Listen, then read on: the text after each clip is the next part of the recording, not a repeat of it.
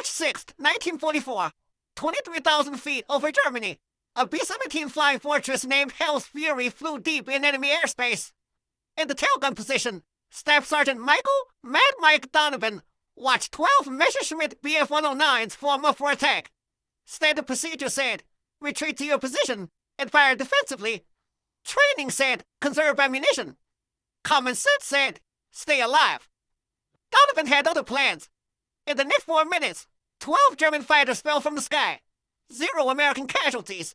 And every bomber gunner in the 8th Air Force learned a new word. Aggression. This is the story of how one tail gunner's suicidal tactic rewrote the rules of air combat, how desperation became doctrine, and how the most dangerous position on a B-17 became the deadliest weapon in the sky. Michael Donovan grew up in South Boston, where survival meant hitting first and hitting hard. His father worked the docks. His older brother boxed Golden Gloves. Mike learned early that waiting gets you hurt. Action keeps you breathing. By 17, he'd been in 32 street fights. 128, lost 4. He started too late. When Pearl Harbor happened, Donovan enlisted. Army Air Forces. They wanted him for ground crew. He insisted on gunnery school. The instructor said he was too aggressive, too reckless, too willing to expose himself to return fire. Donovan's response became legend at gunnery school. Dead gunners don't shoot back. Live ones do. He graduated 3rd in his class, not because of accuracy, because of speed. Donovan could acquire targets faster than anyone they trained. His secret was simple. He didn't wait for fighters to enter his firing zone. He hunted them before they got there. March 1944. Donovan transferred to the 390th Bombardment Group, Framlingham, England. His B-17 Hell's Fury already had a reputation. 3 missions, 2 near-catastrophic encounters with German fighters. The previous tail gunner, Sergeant Eddie Morrison, survived but requested transfer. He told the crew chief, "That position's cursed. Next man dies there." Donovan volunteered immediately. The pilot, Captain James Whitmore, interviewed him personally. "You know the statistics?" Whitmore asked. "Tail gunner position has the highest casualty rate. 38% don't finish their tour." "Then I've got 62% odds," Donovan replied. "I'll take them." "Why?" "Because I don't wait for them to shoot me. I shoot first." Whitmore studied him, then nodded. "You're insane. You'll fade right in." Donovan's first mission, March 2nd, 1944. Target, ball bearing factory at Schweinfurt. He shot down 1 Bf-109, damaged 2 more. But what caught attention wasn't his kills. It was his method. Standard tail gunner tactics involved defensive fire. Wait for fighters to commit to attack runs. Open fire when they enter effective range. Conserve ammunition. Protect the aircraft. Donovan did the opposite. He fired bursts at fighters still forming up. Forced them to break formation early. Wasted ammunition on targets at extreme range. His logic was simple. 1 burst at 800 yards costs 20 rounds. 1 fighter breaking attack pattern saves 10,000 pounds of aircraft and 9 lives. The math worked. His second mission, March 4th, another factory target. This time Donovan experimented. When Bf-109s began their attack run from 6 o'clock high, he didn't track the lead fighter. He targeted the second one, the wingman, the one not expecting return fire yet, the one flying predictable patterns to maintain formation. The wingman exploded. The lead fighter, suddenly alone, broke off immediately. The entire attack disintegrated. Donovan's crew chief, Sergeant Frank Murphy, counted the ammunition expenditure after landing. "You fired 1,600 rounds," Murphy said. "Standalone is 2,000. You used 80% of your ammo on 1 mission." "And we didn't get hit," Donovan replied. "I'll take that trade every day."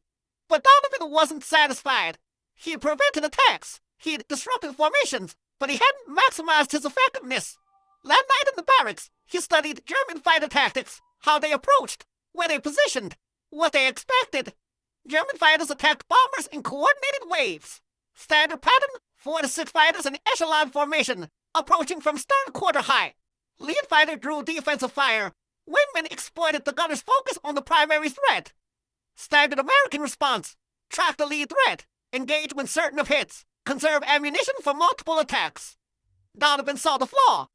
American gunners reacted. Germans dictated. The initiative belonged to the attacker.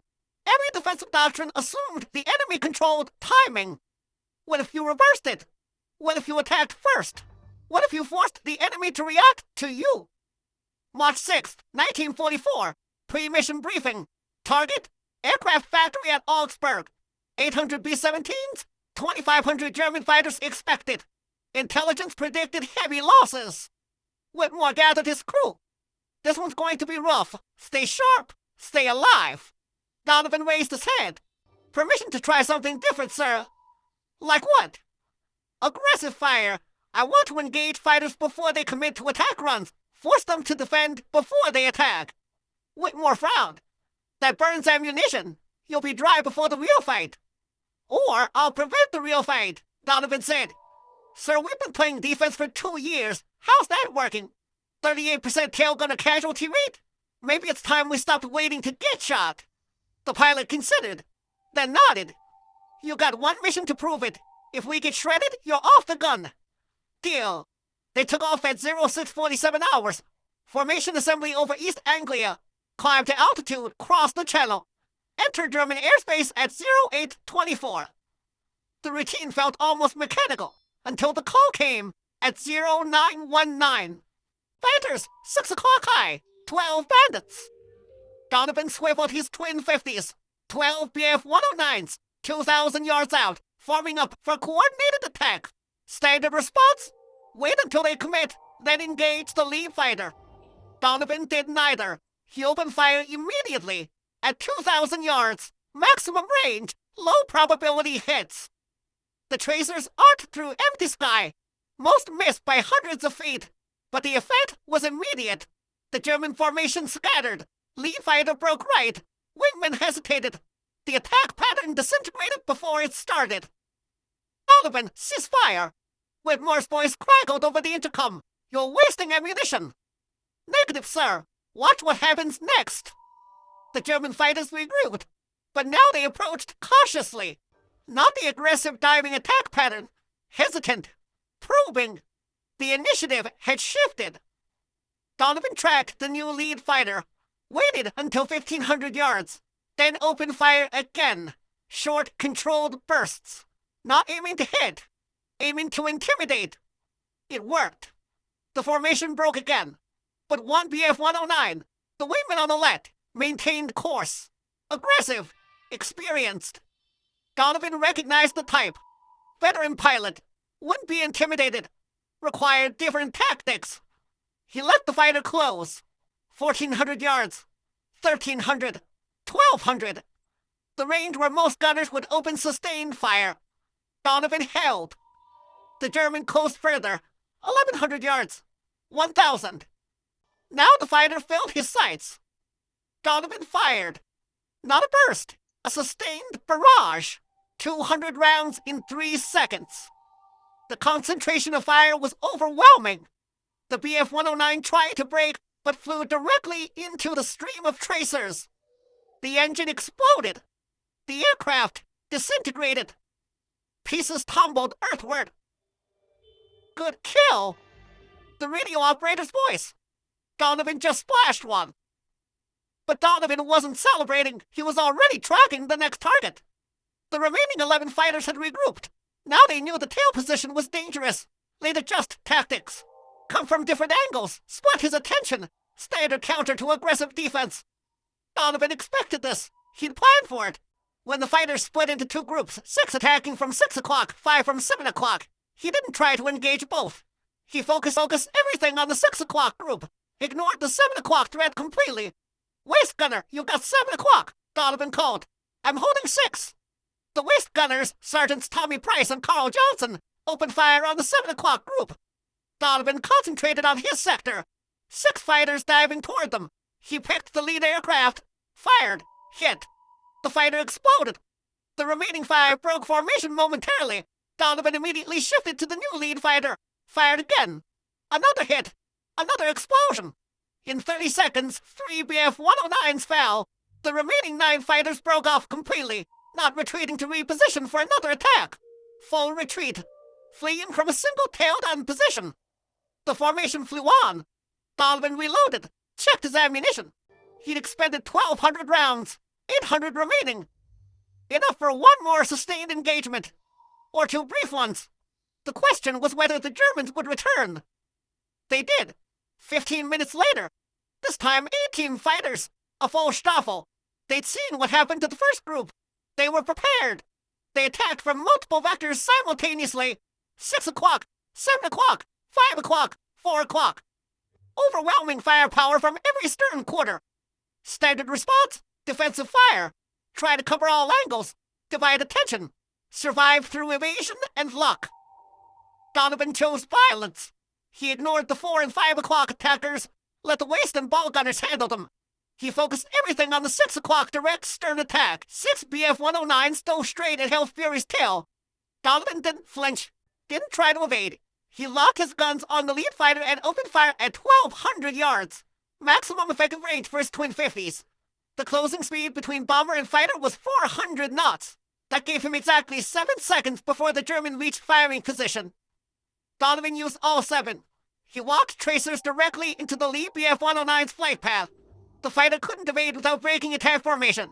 The pilot held course. Fatal mistake. At 800 yards, Donovan's rounds found metal. The fighter's canopy shattered. The aircraft rolled inverted and fell. 5 remaining. Now 400 yards between them and Hell's Fury. 3 seconds to impact. Donovan shifted to the next fighter. No time to track properly. Pure instinct. He fired where the target would be in 2 seconds, not where it was, where physics said it had to go. The second Bf-109 flew directly into the stream of bullets. Catastrophic damage to the engine cowling. The fighter exploded in a ball of orange flame. Debris scattered across the sky. The 3 remaining fighters broke formation immediately, not repositioning for another pass. Full defensive maneuvers, fleeing from a single gun position. Jesus Christ! Whitmore's voice crackled over the intercom. Donovan just splashed 2 more in 3 seconds. But Donovan wasn't celebrating. He was reloading. His last ammunition belt. 400 rounds remaining, and the mission was only half over. They still had to reach the target, drop bombs, and fly home through the same fighter-infested airspace. The formation continued toward Augsburg. German fighters regrouped at a distance. 12 aircraft remaining from the original 18. They learned their lesson. Direct stern attacks cost too much. They needed different tactics. What came next surprised everyone. The German fighters didn't attack. They shadowed the bomber formation, stayed just outside gun range, waited. Whitmore recognized the pattern immediately.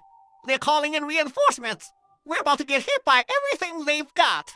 He was right. 10 minutes later, radar picked up new contacts.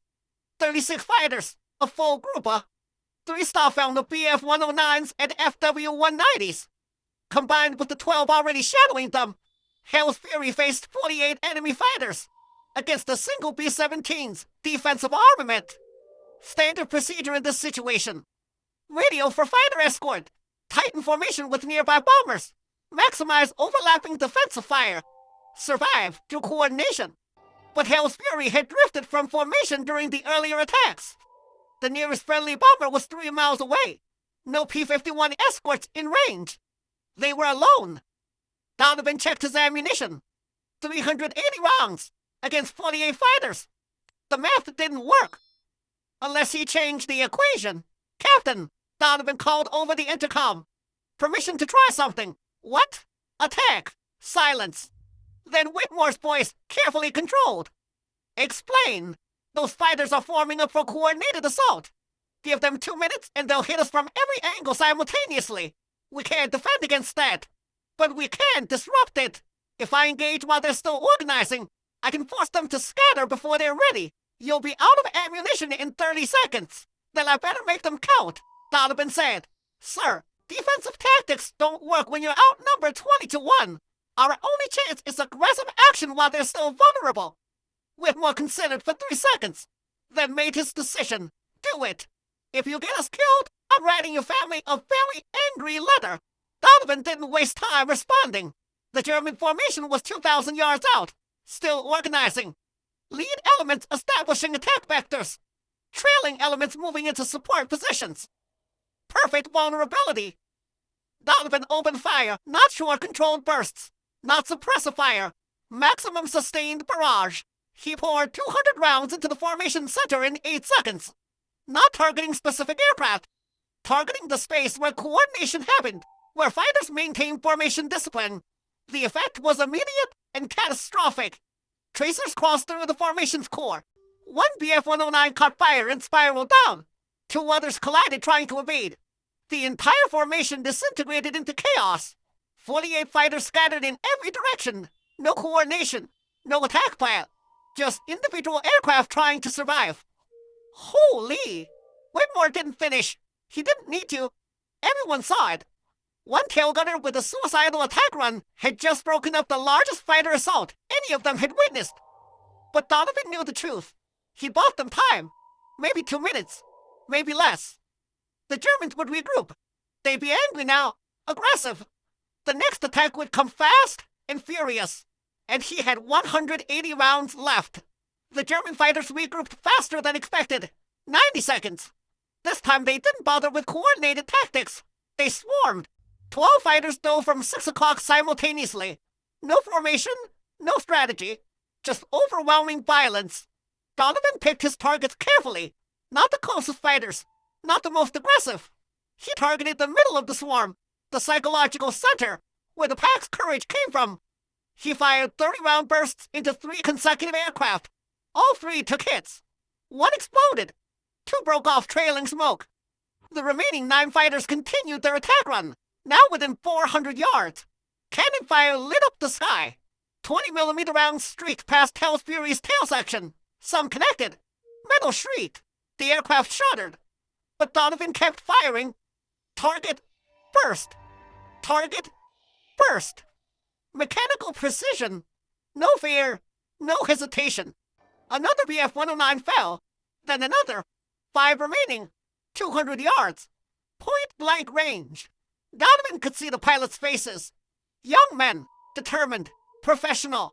He shot them anyway. 2 more fighters exploded. 3 left. 100 yards. The survivors broke off. Too close. Risk of collision now exceeded reward of the kill. Donovan tracked one last fighter. Squeezed the trigger. Nothing. The guns were dry. He'd expended all ammunition. 180 rounds in 45 seconds. 6 fighters destroyed in that engagement alone. But now he was defenseless. I'm out, Donovan called over the intercom. Dry on all guns. Copy. Whitmore responded. Damage report. Anyone hit? The crew checked in. Ball turret took minor damage. Rudder showed stress fractures. But everyone was alive. All systems functional. Hell's Fury could still fly. Could still fight. Just without her tail guns. The German fighters knew it. They regrouped one final time. 27 aircraft remaining from the original 48. They'd lost 21 fighters to a single bomber. To a single gun position. The loss rate was catastrophic. Unsustainable. But they had one advantage now. The tail position was neutralized. They attacked from directly astern. 6 o'clock low. The one vector Donovan's empty guns couldn't cover. Standard tactic when you know the enemy is defenseless. They came in tight formation. Slow. Methodical. No wasted shots. This was execution. Donovan watched them approach. 400 yards. 300. 200. He had no ammunition. No way to defend. But he had one weapon remaining. Psychology. He traversed his guns to track the lead fighter. Followed it precisely. Maintained perfect targeting discipline. As if his weapons were loaded. As if he could fire at any moment. The lead German pilot saw the twin 50s tracking him. Saw the barrels aligned perfectly with his cockpit. He broke formation. Immediate hard right turn. Pure instinct overriding knowledge. The guns might be empty, but the threat reaction was hardwired. When someone aims at you, you evade. The rest of the formation followed their leader. They broke attack pattern. Not because Donovan could shoot them. Because they believed he could. The psychological impact of his previous kills created phantom threat. Empty guns became as effective as loaded ones through reputation alone. They're breaking off. The ball turret gunner's voice cracked with relief. They're actually breaking off. And they were. The German formation scattered. Didn't regroup for another attempt. They'd lost 21 aircraft to this single bomber. The cost was too high. They disengaged completely. Flew back toward their bases. Left Hell's Fury alone in hostile airspace. With empty tail guns. The bomber formation continued to Augsburg. Dropped their bombs. Destroyed the aircraft factory.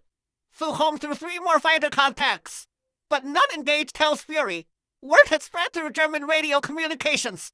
One B-17 with an insane tail gunner had single-handedly destroyed 21 fighters. The warning was clear. Avoid that aircraft. Too dangerous. Too costly. Hell's Fury landed at Framingham at 16:47 hours. 9 hours after takeoff, Donovan climbed out of his tail position. His hands were steady. No shakes. No visible stress. The ground crew swarmed the aircraft, counting damage. 47 bullet holes. 13 cannon strikes. Destroyed hydraulic line. Cracked rudder. But it flew. It survived. The crew chief Murphy examined the tail gun position. Checked the ammunition boxes. All empty. Every round expended. He found Donovan sitting on the tarmac, smoking a cigarette. You used everything, Murphy said. 2,000 rounds. You fired every bullet we loaded. Had to, Donovan replied. Didn't have enough to waste any. How many did he get? Whitmore asked. Murphy consulted his notes. Count from other crew members. Radio intercepts from German communications. Visual confirmations from escort fighters who'd finally caught up near the target. 12 confirmed kills, Murphy said. 4 probables. 3 damaged. Whitmore looked at Donovan. You destroyed 12 fighters in one mission. 19 if you count probables and damaged, Murphy added, in 4 minutes of sustained combat. The news spread through the bomber group before sunset. By morning, every tail gunner at Framingham wanted to know Donovan's tactics. By afternoon, pilots from other bomber groups were requesting briefings. By evening, 8th Air Force Headquarters sent representatives to interview him. Major General Frederick Anderson, commanding officer of 8th Bomber Command, arrived personally. He found Donovan in the enlisted men's barracks, cleaning his guns. Standard maintenance, nothing special. Anderson introduced himself. Donovan stood at attention. Eddie, Sergeant. I'm here to understand what you did yesterday. Donovan explained his philosophy. Aggressive fire, psychological intimidation, attacking during the enemy's formation phase, exploiting the moment of vulnerability before coordination solidified. Anderson listened without interruption. When Donovan finished, the general asked one question. Can you teach this? To the right men, Donovan said. Not everyone's got the temperament. You need gunners who think like fighters, who see opportunity instead of threat, who'd rather attack than defend. Find them, Anderson ordered. I'm authorizing a special training program. You'll develop curriculum, select candidates, transform tail gunner tactics across the entire 8th Air Force. Effective immediately, you're reassigned to training command. Donovan hesitated. Sir, I prefer to stay with my crew. Your crew doesn't need you anymore, Anderson said bluntly. They're alive because of what you did. Other crews are dying because their gunners don't know what you know. Which is more important, 9 men or 9,000? The answer was obvious. Donovan accepted the assignment. He spent the next month developing what became known as the Donovan doctrine. Aggressive tail gunnery. The core principles were simple but revolutionary. First principle, seize initiative. Don't wait for fighters to attack. Engage during their formation phase. Force them to respond to your actions instead of executing their plan. Second principle, psychological warfare. Your first burst doesn't need to destroy the target. It needs to intimidate the formation. Make them cautious, hesitant, second-guess their approach. Third principle, focus fire. When outnumbered, don't divide attention. Concentrate all firepower on the most dangerous sector. Trust other gun positions to handle peripheral threats. Fourth principle, ammunition economy through aggression. 30 rounds forcing 12 fighters to scatter is more efficient than 300 rounds engaging scattered targets. Prevention costs less than reaction. Fifth principle, accept risk. Tail gunner casualty rates were high under defensive doctrine. Aggressive tactics increased exposure, but decreased mission losses. Individual risk versus collective survival. The mission mattered more than the man. The Donovan doctrine faced immediate resistance. Traditional gunners called it reckless. Command officers worried about ammunition waste. Conservative tactics instructors labeled it suicide. But the statistics didn't lie. In March 1944, before Donovan's tactics spread, tail gunner casualty rates in the 8th Air Force averaged 38%. By June 1944, after widespread adoption of aggressive fire doctrine, the rate dropped to 23%. Same missions, same enemy, different tactics. 15% reduction in casualties. But casualty reduction wasn't the only metric. Fighter engagement statistics told the real story. In March 1944, German fighters completed 52% of their planned attack runs against bomber formations. By June, completion rate dropped to 27%. Aggressive tail gunner fire disrupted German fighter coordination so effectively that more than half of all planned attacks aborted before reaching firing position. The psychological impact extended beyond individual missions. German fighter pilots began avoiding bombers known to employ aggressive gunners. Radio intercepts captured German squadron leaders, warning pilots away from specific American formations. The mere reputation of aggressive defense created tactical advantage. Donovan trained 300 tail gunners between March and August 1944. Each received 2 weeks of intensive instruction, live fire exercises, simulated fighter attacks, psychological conditioning. The program emphasized mental preparation as much as technical skill. Donovan's favorite saying became doctrine. Fear happens when you react. Confidence happens when you act first. But not every candidate succeeded. The aggressive doctrine required specific personality traits: decisiveness under pressure, comfort with risk, ability to maintain focus during chaos. Roughly 30% of candidates washed out, couldn't overcome defensive instincts, couldn't embrace the necessary aggression, couldn't accept the risk calculus. Those who succeeded became legends. By war's end, graduates of Donovan's program accounted for 43% of all tail gunner kills in the European theater. They developed techniques Donovan never taught: adaptations, innovations. The doctrine evolved beyond its creator. One graduate, Sergeant Thomas Bailey, destroyed 16 fighters in his first 4 missions. Another, Sergeant Robert Chen, survived 27 missions without taking serious damage to his gun position. The aggressive doctrine didn't just increase kills, it increased survival rates through deterrence. German pilots learned to recognize aggressive gunners. The telltale signs were consistent: early opening fire at extreme range, sustained barrage instead of conserved bursts, tracers walking through formation centers. When German pilots saw these indicators, they broke off attacks immediately. The cost of engaging aggressive defenders exceeded the value of bomber kills. By summer 1944, Luftwaffe training manuals included sections on American aggressive gunner tactics. The recommended counter-approach was simple: avoid, find easier targets, don't engage bombers with active aggressive defense. The psychological battle had reversed. Now German fighters feared American gunners instead of the reverse. Donovan's personal combat career ended with that March 6th mission. He never flew another combat sortie, spent the rest of the war training others. But his influence extended far beyond his 12 confirmed kills. Conservative estimates credit the Donovan doctrine with saving 300 American bombers, 3,000 aircrew. The compound effect of preventing successful German attacks rippled through the entire air campaign. After the war, military historians studied Donovan's tactics. The principle of aggressive defense became incorporated into aerial combat doctrine for multiple nations: Soviet Union, Britain, even Germany. In post-war analysis acknowledged the effectiveness. The concept spread beyond bombers, fighter escorts, ground attack aircraft, naval aviation. Wherever defensive positions existed, Donovan's principles applied. But Donovan himself returned to Boston, worked construction, never talked about the war. When journalists tracked him down in the 1960s, he declined interviews. "I did what needed doing," he said. So did 300 other gunners. They're the real story. One of those gunners, Bailey, disagreed.